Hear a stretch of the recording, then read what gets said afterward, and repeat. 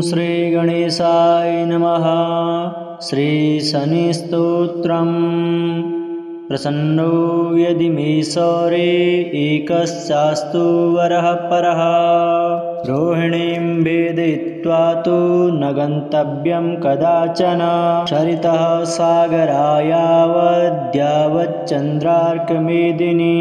याचितं तु महासौरे नान्यमिच्छाम्यहम्। एवमस्तु शनिप्रोक्तं वरलब्ध्वा तु शाश्वतं।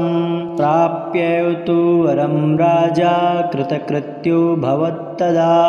पुनरेवाब्रवीत्तुष्टो वरं सुव्रत। नमः कृष्णाय नीलाय श्रुतिकण्ठनिभाय च। नमः कालाग्निरूपाय कृतान्ताय च वै नमः। नमो निर्मांसदेहाय दीर्घश्मश्रुजटाय च। नमो विशालनेत्राय शुष्कोदरभयाकृते। नमः पुष्कलगात्राय स्थूलरोमणेऽथ वै नमः। नमो दीर्घाय शुष्काय कालदृष्ट नमोऽस्तु ते। नमस्ते कूटराक्षाय दुर्निरीक्षाय वै नमः। नमो घोराय रौद्राय भीषणाय कपालिने। नमस्ते सर्वभक्षाय बलिमुख नमोऽस्तु ते। सूर्यपुत्र नमस्तेस्तु भास्करे भयदाय च। अधोदृष्टे नमस्तेस्तु संवर्तक नमोऽस्तु ते। नमो मन्दगते तुभ्यं निस्त्रिंसाय नमोऽस्तु ते। तपसा दग्धदेहाय नित्यं योगरताय च। नमो नित्यं क्षुधार्ताय अतृप्ताय च वै नमः। ज्ञानचक्षुर्नमस्तेस्तु कश्यपात्मजसूनवे। तुष्टो ददासि वैराज्यं हृष्टो हर्षितक्षणात्। देवासुरमनुष्याश्च सिद्धविद्याधरोरगाः। त्वया विलोकिताः सर्वे नाशं यान्ति समूलतः। प्रसाद कुरु मे सौरे वारदो भव भास्करे। एवं स्तुतस्तदा सौरिर्ग्रहराजो महाबलः। प्रसन्नो यदि मे सौरे वरं देहि ममीप्सितम्। अद्य प्रभृति पिङ्गाक्षं पीडा देया न कश्चित्। प्रसन्नो यदि मे सौरे एकश्चास्तु वरः परः। रोहिणीं वेदयित्वा तु न गन्तव्यं कदाचन। सरितः सागरायावद्यावच्चन्द्रार्कमेदिनी। याचितं तु महासौरे नान्यमिच्छाम्यहम्। एवमस्तु शनिप्रोक्तं वरलब्ध्वा तु शाश्वतं। प्राप्यैव तु वरं राजा कृतकृत्यो भवत्तदा। पुनरेवाब्रवीत्तुष्टो वरं सुव्रत। नमः कृष्णाय नीलाय श्रुतिकण्ठनिभाय च। नमः कालाग्निरूपाय कृतान्ताय च वै नमः। नमो निर्मांसदेहाय दीर्घश्मश्रुजटाय च। नमो विशालनेत्राय शुष्कोदरभयाकृते। नमः पुष्कलगात्राय स्थूलरोमणेऽथ वै नमः। नमो दीर्घाय शुष्काय कालदृष्ट नमोऽस्तु ते। नमस्ते कूटराक्षाय दुर्निरीक्षाय वै नमः। नमो घोराय रौद्राय भीषणाय कपालिने। नमस्ते सर्वभक्षाय बलिमुख नमोऽस्तु ते। सूर्यपुत्र नमस्तेस्तु भास्करे भयदाय च। अधोदृष्टे नमस्तेस्तु संवर्तक नमोऽस्तु ते। नमो मन्दगते तुभ्यं निस्त्रिंसाय नमोऽस्तु ते। तपसा दग्धदेहाय नित्यं योगरताय च। नमो नित्यं क्षुधार्ताय अतृप्ताय च वै नमः। ज्ञानचक्षुर्नमस्तेस्तु कश्यपात्मजसूनवे। तुष्टो ददासि वैराज्यं हृष्टो हर्षितक्षणात्। देवासुरमनुष्याश्च सिद्धविद्याधरोरगाः। त्वया विलोकिताः सर्वे नाशं यान्ति समूलतः। प्रसाद कुरु मे सौरे वारदो भव भास्करे। एवं स्तुतस्तदा सौरिर्ग्रहराजो महाबलः।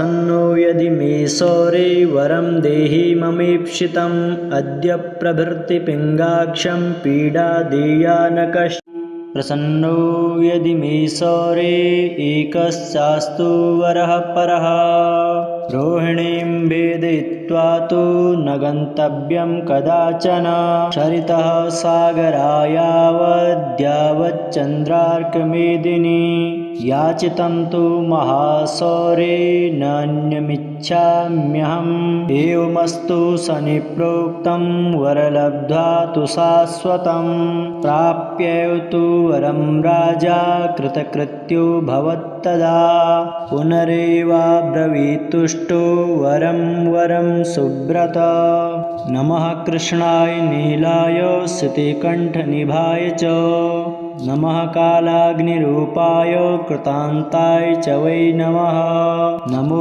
निर्मांसदेहाय दीर्घश्मश्रुजटाय च नमो विशालनेत्राय शुष्कोदरभयाकृते नमः पुष्कलगात्राय स्थूलरोमणेऽथ वै नमः नमो दीर्घाय शुष्काय कालदृष्टनमोऽस्तु ते नमस्ते कूटराक्षाय दुर्निरीक्षाय वै नमः नमो घोराय रौद्राय भीषणाय कपालिने नमस्ते सर्वभक्षाय बलिमुख नमोऽस्तु ते सूर्यपुत्र नमस्तेस्तु भास्करे भयदाय च अधोदृष्टे नमस्तेस्तु संवर्तक नमोऽस्तु ते नमो मन्दगते तुभ्यं निस्त्रिंसाय नमोऽस्तु ते तपसा दग्धदेहाय नित्यं योगरताय च नमो नित्यं क्षुधार्ताय अतृप्ताय च वै नमः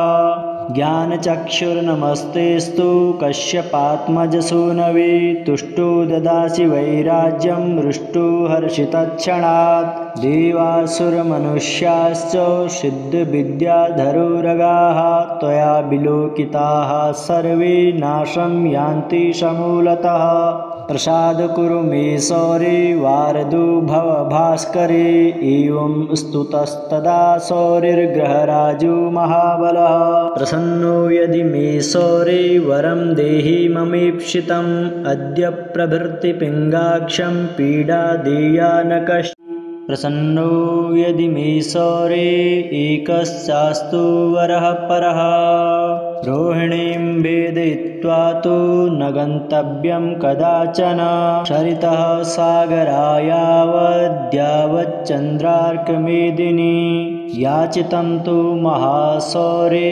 नान्यमिच्छाम्यहम् एवमस्तु सनिप्रोक्तं वरलब्ध्वा तु शाश्वतं प्राप्यैव तु वरं राजा कृतकृत्यो भवत्तदा पुनरेवाब्रवीतुष्टो वरं सुव्रत नमः कृष्णाय नीलाय श्रुतिकण्ठनिभाय च नमः कालाग्निरूपाय कृतान्ताय च वै नमः नमो निर्मांसदेहाय दीर्घश्मश्रुजटाय च नमो विशालनेत्राय शुष्कोदरभयाकृते नमः पुष्कलगात्राय स्थूलरोमणेऽथ वै नमः नमो दीर्घाय शुष्काय कालदृष्टनमोऽस्तु ते नमस्ते कूटराक्षाय दुर्निरीक्षाय वै नमः नमो घोराय रौद्राय भीषणाय कपालिने नमस्ते सर्वभक्षाय बलिमुख नमोऽस्तु ते सूर्यपुत्र नमस्तेस्तु भास्करे भयदाय च अधोदृष्टे नमस्तेस्तु संवर्तक नमोऽस्तु ते नमो मन्दगते तुभ्यं निस्त्रिंसाय नमोऽस्तु ते तपसा दग्धदेहाय नित्यं योगरताय च नमो नित्यं क्षुधार्ताय अतृप्ताय च वै नमः ज्ञानचक्षुर्नमस्तेस्तु कश्यपात्मजसूनवे तुष्टो ददासि वैराज्यं हृष्टो हर्षितक्षणात् देवासुरमनुष्याश्च सिद्धविद्याधरोरगाः त्वया विलोकिताः सर्वे नाशं यान्ति समूलतः प्रसाद कुरु मे सौरे वारदो भव भास्करे। एवं स्तुतस्तदा सौरिर्ग्रहराजो महाबलः। प्रसन्नो यदि मे सौरे वरं देहि ममीप्सितम्। अद्य प्रभृति पिङ्गाक्षं पीडा देया न कश्चित्। प्रसन्नो यदि मे सौरे एकश्चास्तु वरः परः। रोहिणीं भेदयित्वा तु न गन्तव्यं कदाचन। सरितः सागरायावद्यावच्चन्द्रार्कमेदिनी। याचितं तु महासौरे नान्यमिच्छाम्यहम्। एवमस्तु शनिप्रोक्तं वरलब्ध्वा तु शाश्वतं।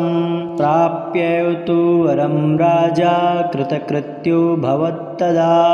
पुनरेवाब्रवीत्तुष्टो वरं वरं सुव्रत। नमः कृष्णाय नीलाय श्रुतिकण्ठनिभाय च। नमः कालाग्निरूपाय कृतान्ताय च वै नमः।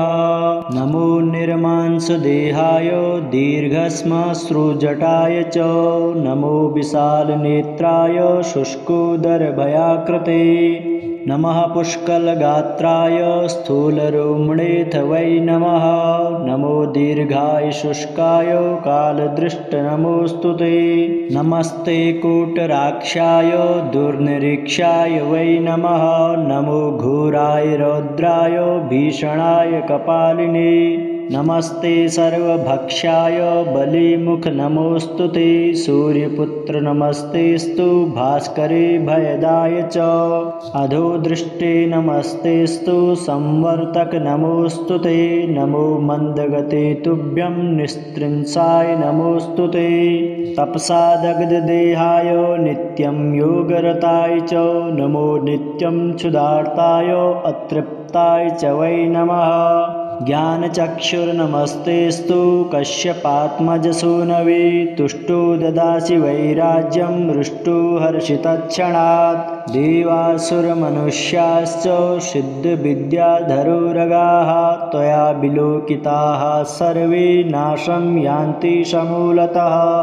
प्रसाद कुरु मे सौरे वारदो भव भास्करे। एवं स्तुतस्तदा सौरिर्ग्रहराजो महाबलः। प्रसन्नो यदि मे सौरे वरं देहि ममीप्सितम्। अद्य प्रभृति पिङ्गाक्षं पीडा देया न कश्चित्। प्रसन्नो यदि मे सौरे एकश्चास्तु वरः परः। रोहिणीं भेदयित्वा तु न गन्तव्यं कदाचन। सरितः सागरायावद्यावच्चन्द्रार्कमेदिनी। याचितं तु महासौरे नान्यमिच्छाम्यहम्। एवमस्तु शनिप्रोक्तं वरलब्ध्वा तु शाश्वतं। प्राप्यैव तु वरं राजा कृतकृत्यो भवत्तदा। पुनरेवाब्रवीत्तुष्टो वरं वरं सुव्रत। नमः कृष्णाय नीलाय श्रुतिकण्ठनिभाय च। नमः कालाग्निरूपाय कृतान्ताय च वै नमः। नमो निर्मांसदेहाय दीर्घश्मश्रुजटाय च। नमो विशालनेत्राय शुष्कोदरभयाकृते। नमः पुष्कलगात्राय स्थूलरोमणेऽथ वै नमः। नमो दीर्घाय शुष्काय कालदृष्ट नमोऽस्तु ते। नमस्ते कूटराक्षाय दुर्निरीक्षाय वै नमः। नमो घोराय रौद्राय भीषणाय कपालिने। नमस्ते सर्वभक्षाय बलिमुख नमोऽस्तु ते। सूर्यपुत्र नमस्तेस्तु भास्करे भयदाय च। अधोदृष्टे नमस्तेस्तु संवर्तक नमोऽस्तु ते। नमो मन्दगते तुभ्यं निस्त्रिंसाय नमोऽस्तु ते। तपसा दग्धदेहाय नित्यं योगरताय च। नमो नित्यं क्षुधार्ताय अतृप्ताय च वै नमः। ज्ञानचक्षुर्नमस्तेस्तु कश्यपात्मजसूनवे। तुष्टो ददासि वैराज्यं हृष्टो हर्षितक्षणात्। देवासुरमनुष्याश्च सिद्धविद्याधरोरगाः। त्वया विलोकिताः सर्वे नाशं यान्ति समूलतः। प्रसाद कुरु मे सौरे वारदो भव भास्करे। एवं स्तुतस्तदा सौरिर्ग्रहराजो महाबलः। प्रसन्नो यदि मे सौरे वरं देहि ममीप्सितम्। अद्य प्रभृति पिङ्गाक्षं पीडा देया न कश्चित्।